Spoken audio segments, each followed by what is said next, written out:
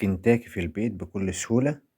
هنعمله مع بعض بطريقتين ونشوف أفضل طريقة تدينا طعم وقرمشة، وكمان السوا بتاعها يكون كويس. هنشوف مع بعض الطريقة الأفضل ايه عشان بعد كده إن شاء الله نعتمدها في البيت، تبقى طريقة بالنسبة لنا سهلة ومضمونة. شايفين ما شاء الله مستوية كويس جدا، والقرمشة بتاعتها واضحة عليها ما شاء الله تحفة.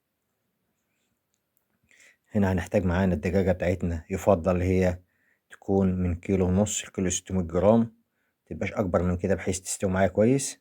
هاجي هنا كده من عند الظهر واشتري السلسلة بتاعت الظهر، مش محتاجها في حاجة.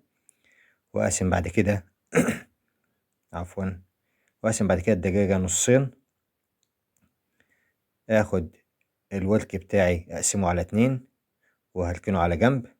وبعد كده آخد الصدر بتاعي، هقطع الجزء اللي ورا كده قطعة، والجزء اللي هيفضل مني هقطعه على قطعتين. هاخد الورك التاني نفس القصة، أقسمه على 2. وبعد كده هحتاج معايا طبعا الصدر، اخد الجزء اللي ورا اخده قطعة واحدة. وبعد كده هيفضل من الجزء قطعتين، اقسمه على قطعتين، يعني الصدر هيتعامل معايا 3 قطع. لكن طبعا لو الحجم بتاعها اكبر من كده يبقى انا هقطعها لاجزاء اكتر من كده شوية. هحتاج معايا مية باردة، وهنزل عليها معلقتين من الخل، وبصلة متقطعة، واربع ورقات من اللورة، ومعلقة ملح ومعلقة سكر.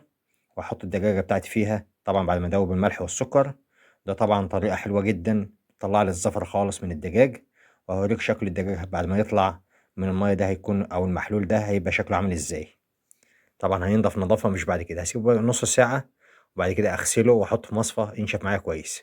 هحتاج معايا لدقيق 3 كوبايات الا ربع من الدقيق، وهحتاج معاهم كمان كوباية الا ربع من النشا. اضيف عليهم معلقة كركم ومعلقة كمون ونص معلقة فلفل اسمر ومعلقة ونص من الملح.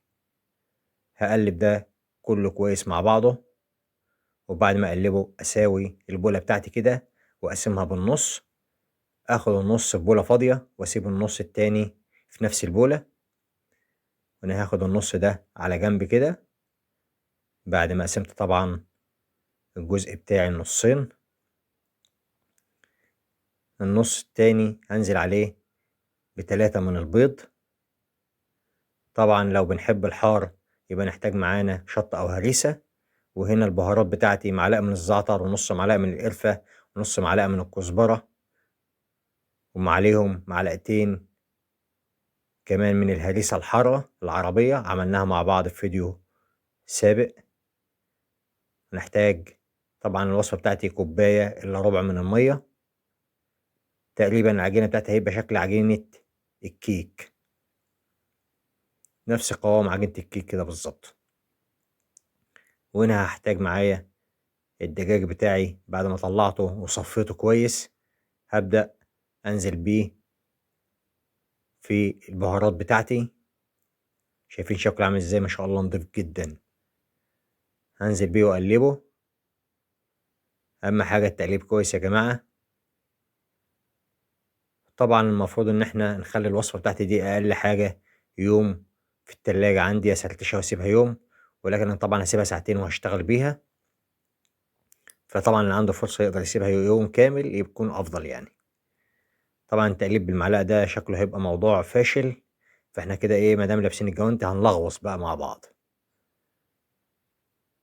هنقلب تقليبة كويسة، وهنا بعد ما نقلبه هنديله استرتش ونعينه في التلاجة ساعتين ل3 ساعات، وبعد كده هنطلعه نكمل الشغل بتاعنا فيه.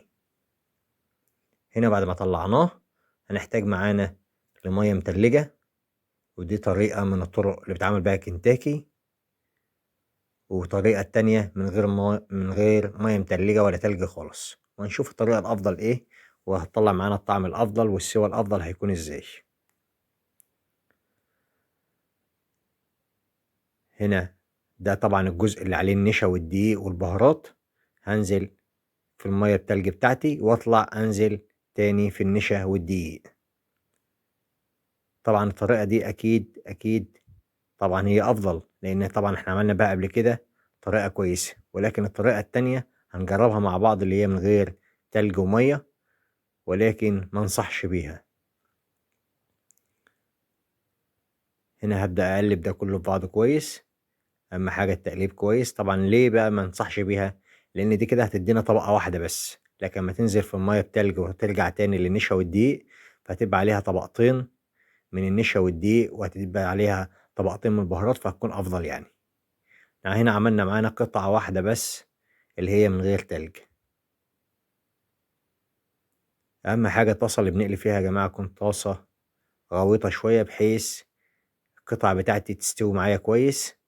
مافضلش اقلبها بقى اجيبها على الجنب ده والجنب ده، لانها طبعا مش بطاطس مقلية يعني هنقول هتستوي معانا بسهولة.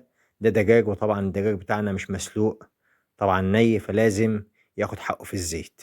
لازم يكون متغطي بالزيت كامل، افضل طبعا يعني. طبعا لو في حل ضغط يكون افضل، ولكن انا حبيت اوريكم على الطبيعة. شايفين شكله عامل ازاي؟ طبعا اللي ما نزلتش في تلج مش هتلاقيها مقرمشة زي التانية، ومش هتلاقي السوا بتاعها حلو زي التانية. وبألف هنا.